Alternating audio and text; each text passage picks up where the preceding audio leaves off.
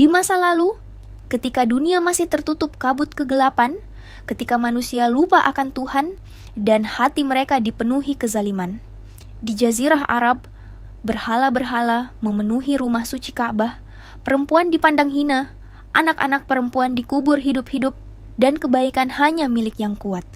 Namun, Allah tidak membiarkan bumi terus diliputi gelap.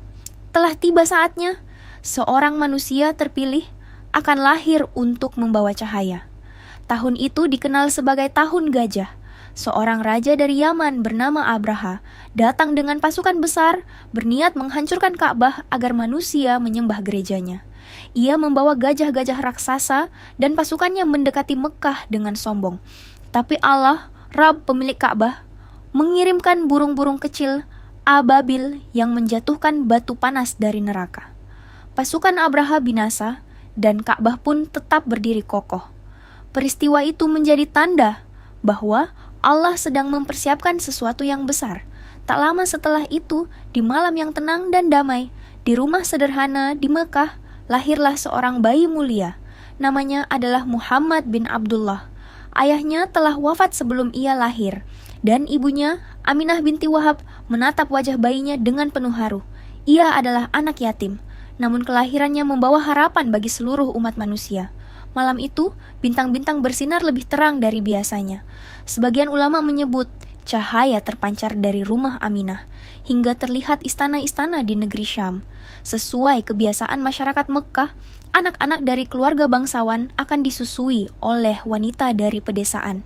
Tujuannya agar tumbuh sehat, kuat, dan fasih berbahasa Arab. Seorang wanita dari suku Bani Sa'ad bernama Halimah As-Sa'diyah datang ke Mekah untuk mencari bayi yang bisa disusui.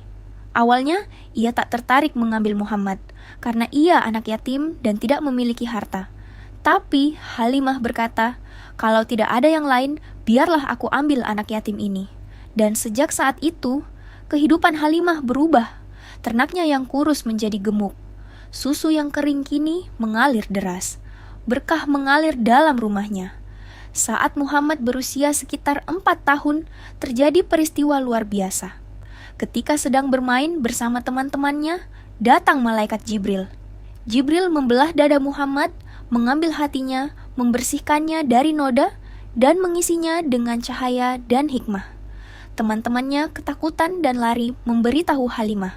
Halimah pun mengembalikan Muhammad ke ibunya karena khawatir terjadi sesuatu yang tak dimengerti manusia biasa. Muhammad kembali tinggal bersama ibunya, Aminah. Namun, tak lama kemudian saat mereka bepergian ke Madinah dan kembali ke Mekah, di tempat bernama Abwa, Aminah jatuh sakit dan wafat. Muhammad yang baru berusia 6 tahun kini benar-benar menjadi yatim piatu. Namun Allah tidak meninggalkannya.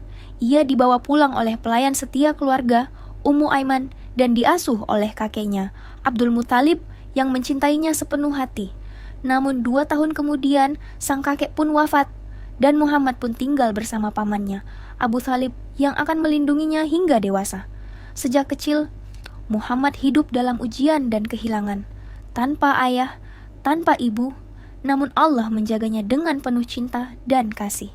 Dialah anak yatim yang kelak menjadi pemimpin dunia. Dialah manusia biasa yang membawa wahyu langit. Dialah rahmat bagi seluruh alam. Dialah Muhammad Rasulullah